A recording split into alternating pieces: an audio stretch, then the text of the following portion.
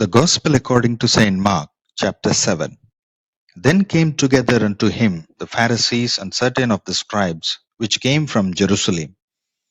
And when they saw some of his disciples eat bread with defiled, that is to say, with unwashen hands, they found fault.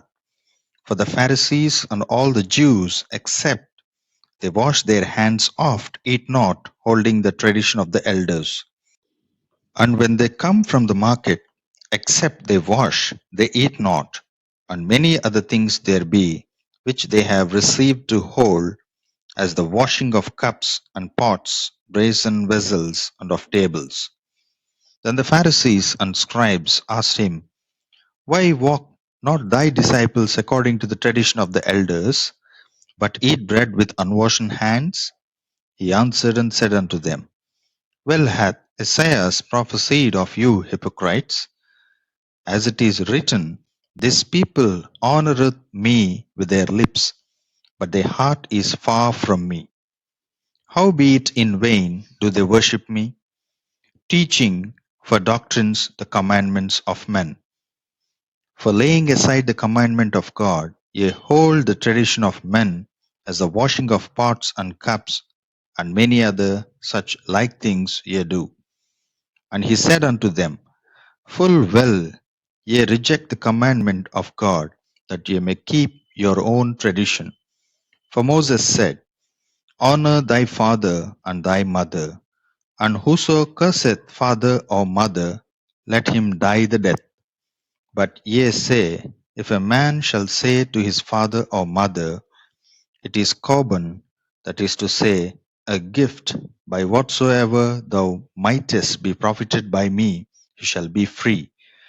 And ye suffer him no more to do aught for his father or his mother, making the word of God of none effect through your tradition, which ye have delivered, and many such like things do ye.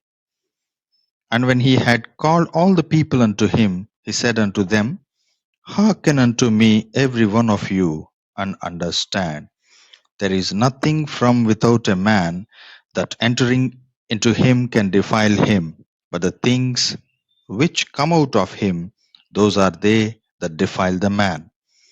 If any man have ears to hear, let him hear. And when he was entered into the house from the people, his disciples asked him concerning the parable. And he saith unto them, Are ye so without understanding also? Do ye not perceive that whatsoever thing from without entereth into the man, it cannot defile him, because it entereth not into his heart, but into the belly, and goeth out into the draught, purging all meats? And he said, That which cometh out of the man, that defileth the man. For from within, out of the heart of men, proceed evil thoughts, adulteries, fornications, murders, thefts, covetousness, wickedness, deceit, lasciviousness, an evil eye, blasphemy, pride, foolishness. All these evil things come from within and defile the man. And from thence he arose and went into the borders of Tyre and Sidon, and entered into an house, and would have no man know it, but he could not be hid. For a certain woman, whose young daughter had an unclean spirit, heard of him, and came and fell at his feet.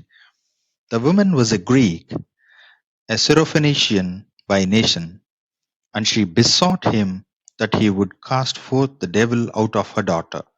But Jesus said unto her, Let the children first be filled, for it is not meet to take the children's bread, and to cast it unto the dogs.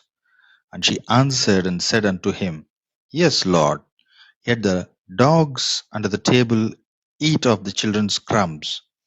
And he said unto her, For this saying, go thy way, the devil is gone out of thy daughter. And when she was come to her house, she found the devil gone out, and her daughter laid upon the bed. And again, departing from the coasts of Tyre and Sidon, he came unto the sea of Galilee through the midst of the coasts of Decapolis.